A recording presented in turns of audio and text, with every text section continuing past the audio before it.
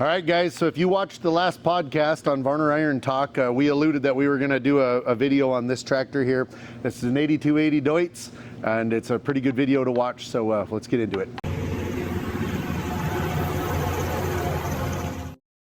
All right, guys, so this one here comes out. The reason we're doing this video on it, I kind of allude to it on the podcast. If you were watching our podcast, it'd be episode 4 on Varner Iron Talk. This tractor here kind of has an interesting story behind it. This is one of the cases that we get that is 100% true warranty. A lot of the other stuff that we end up doing under warranty work, sometimes there's some gray area in it. It's a part that failed, maybe it could have been some abuse to the part, could even be some gray area on whether the part should even be covered or not anyway. But this one right here is 100% why you have manufacturer warranty whenever you buy a product and why you want manufacturer warranty. So this tractor came to us and it was missing, I'm sorry, four-wheel drive was not working, so the MFWD was not working on it. We originally went out and did a service call on this tractor. This tractor belongs in Yuma, and we were over there, and when we were working on the tractor, or when we went over to look at it, we completely thought it was going to be in the front axle. We thought we were going to have a problem with a snapped axle shaft, a differential, a driveline, a planetary, something in the front end was going to be causing why we had no four-wheel drive on this big tractor.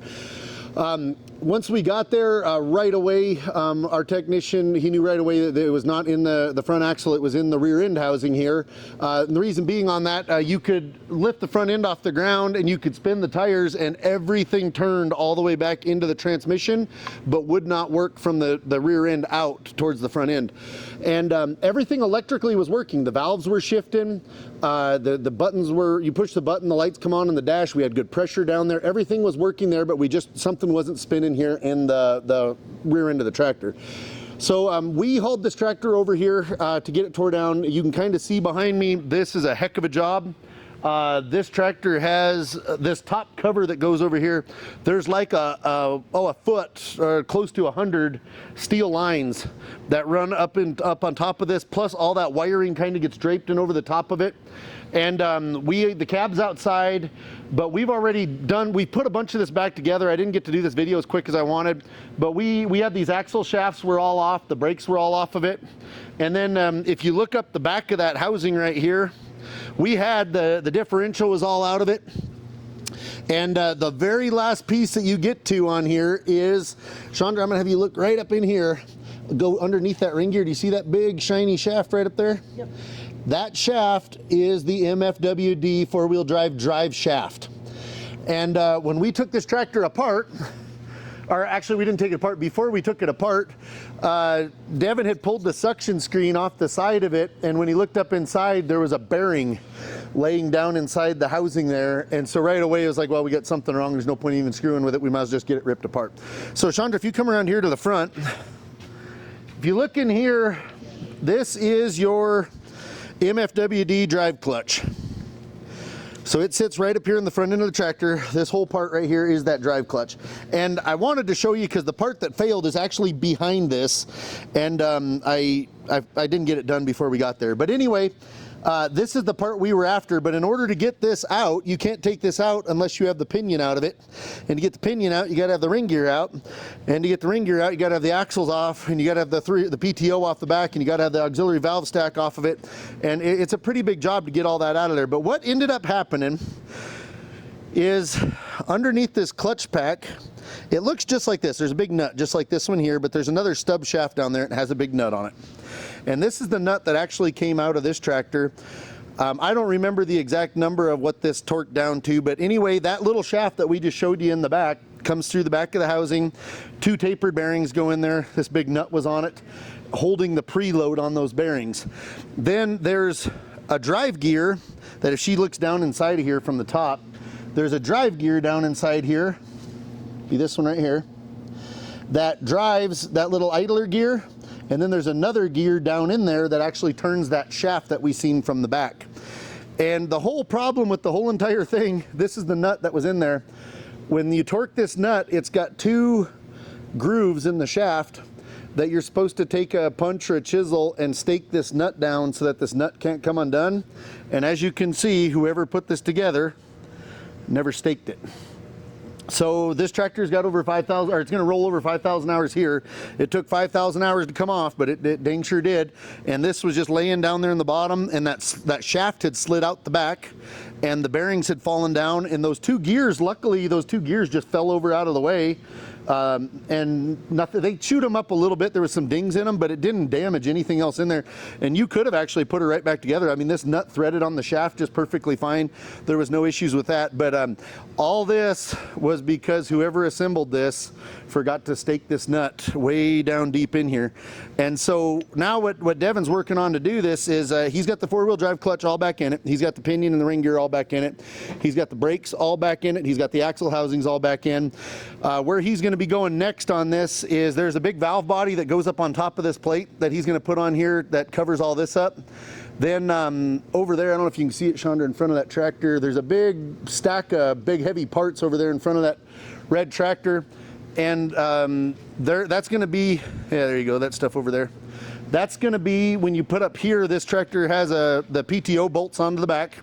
Your main PTO drive mechanism is all right here. And then the whole tower that has all of your auxiliaries, your isobus plugs, your power beyond hydraulic fluid, all that bolts onto here. And then the drawbar mount and everything gets put back on it so that we can put the drawbar back in to get the split and stand back under it. If he gets all that back on, then we're finally ready to join this backed up to the rest of the tractor, and then he's just got a ton of hookup to do on that.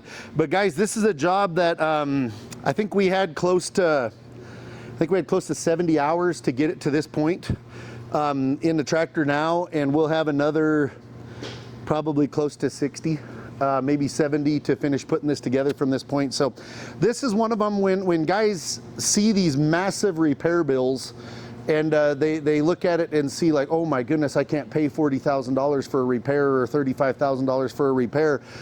This one here didn't hardly need any parts. It needed some new bearings, it needed a shaft and a nut and 2 gears, and then the rest is all just O-rings and gaskets and seals to put it all back together. But if you had to buy the ring gear and the differential, and you had to do all the labor to get down to do this, plus do the differential or something, you'd have a big time bill in it. But that's what it takes whenever you're getting into here to do this. This is not a job that if you don't know what you're doing, you don't want to be in here doing this, because there's a lot of stuff that got to get hooked up. And the bad part is, when you hook all of those steel lines all back up and you hook all of those electrical connections back up, you can't test anything on this until the cab's back on. So you have to have this thing pretty much, the fuel tanks have to be back on to test it because the def is in the fuel tanks. So in order to test this, the only thing you could probably leave off is the wheels, the rear wheels. And you could test it and look for leaks and stuff like that you left a fitting loose. So this is one of them guys, if you do this repair and you just happen to miss a steel line and you didn't get a steel line tied up under there, you might not even be able to get to it with the cab back on. And so here you did all the work to put the cab all back on, and you'd have to pull the cab back off to tighten up a steel line you forgot to tighten up, or something along those lines. So like I said, this is a big job. Hopefully we'll have this one done probably here in a week. We'll have this one finished up. When we get it done, I'd like to do a little video on it so you guys can actually see it. It's a big tractor. It's very similar to the size of this one sitting right here. This is a little bit bigger. That's a 9340, and this is an 8280.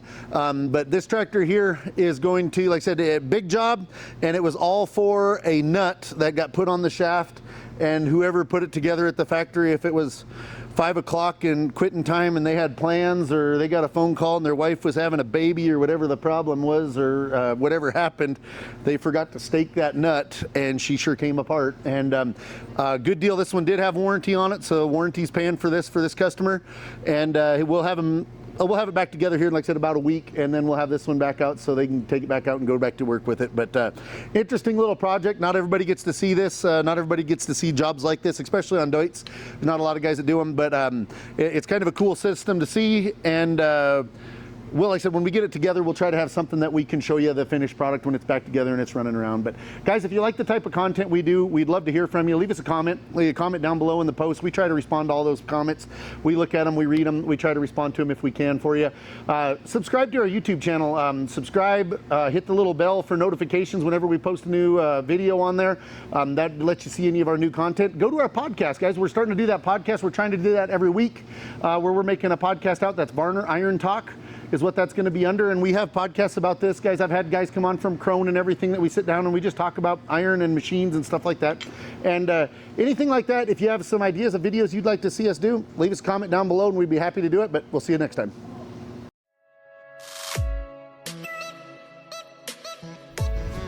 If you like videos like this, make sure to subscribe.